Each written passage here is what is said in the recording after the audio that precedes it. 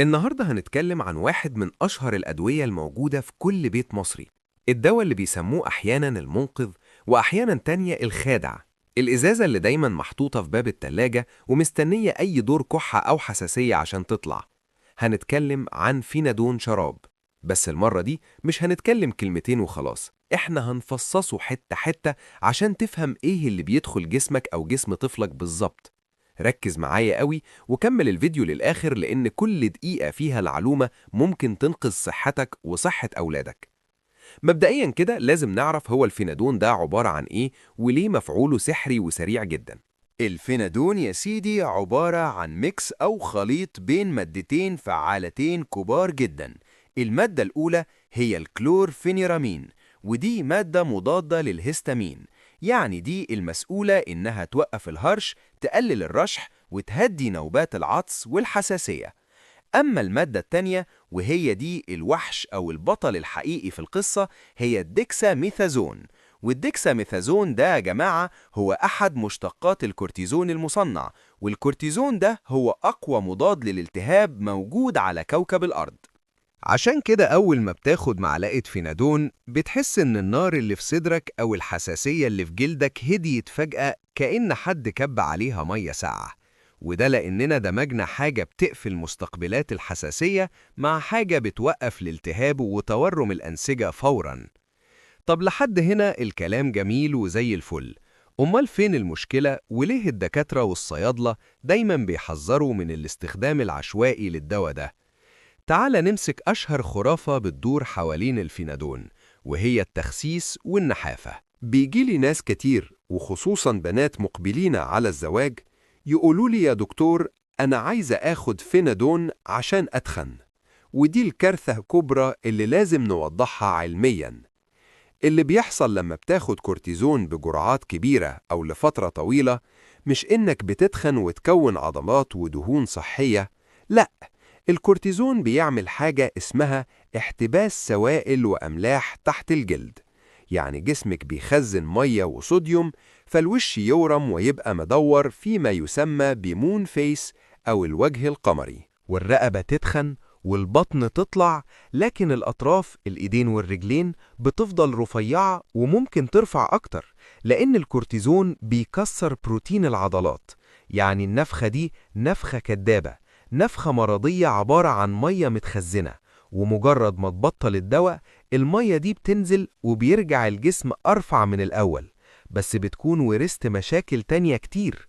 وده ياخدنا للنقطة الأخطر، إيه اللي بيحصل في جسمك لما بتعتبر الفينادون بونبوني وتاخده عمال على بطال في كل دور برد؟ الكورتيزون يا جماعة سلاح ذو حدين، هو بيقلل الالتهاب بس كمان بيقلل المناعة.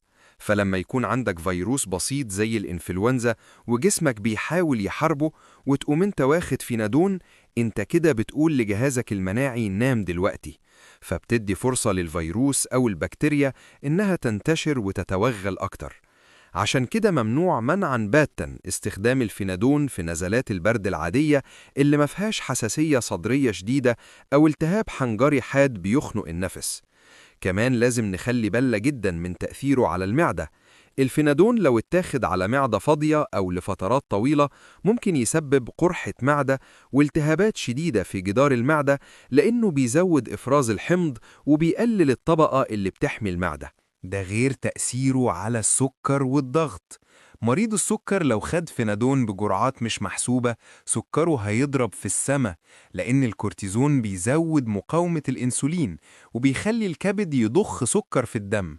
ومريض الضغط هيعاني لأننا لسه قايلين إنه بيحبس مية وملح، وده بيرفع الضغط جدا. طيب وبالنسبة للأطفال؟ دي بقى النقطة اللي بتوجع قلبي شخصيا. الأم اللي بتستسهل وتدي ابنها فينادون عشان يكف عن الكحة وينام، انتي بتعرضي طفلك لخطر تأخر النمو. الدراسات أثبتت إن الاستخدام الطويل للكورتيزون عند الأطفال ممكن يأثر على طولهم ونموهم الطبيعي، ده غير إنه بيضعف عظمهم. طيب يا دكتور يعني نرمي الفينادون في الزبالة؟ لا طبعا، الفينادون دواء عبقري وممتاز لو استخدمناه في مكانه الصح، اللي هو إيه؟ حساسية الصدر الشديدة، الربو، حساسية الجلد الحادة اللي مش بتستجيب للمراهم، لدغات الحشرات القوية اللي بتعمل تورم، والتهاب الحنجرة اللي بيعمل كحة نباحية وصوت مبحوح. هنا الفينادون بيبقى منقذ للحياة، بس الشرط الوحيد يتاخد بجرعة بيحددها الطبيب، والمدة قصيرة جدا من 3 ل5 أيام بالكتير. ونيجي بقى الأهم معلومة في الفيديو كله: إزاي أبطل الفينادون؟ لو انت بقالك فترة طويلة أكتر من أسبوعين بتاخد فينادون، إياك وأكرر إياك توقفه مرة واحدة. ليه؟ لأن جسمنا فيه مصنع رباني بيفرز كورتيزون طبيعي اسمه الغدة الكظرية.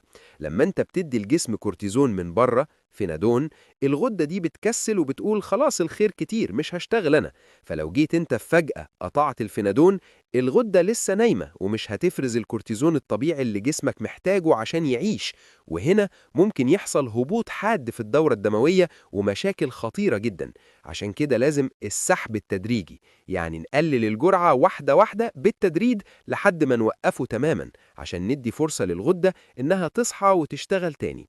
في النهاية الفينادون مش بعبع ومش ملبس، هو دواء قوي لازم نحترمه ونتعامل معاه بوعي. ما توصفوش لجارك وما تكرروش من نفسك، ودايما استشير الصيدلي أو الطبيب قبل ما تفتح الإزازة.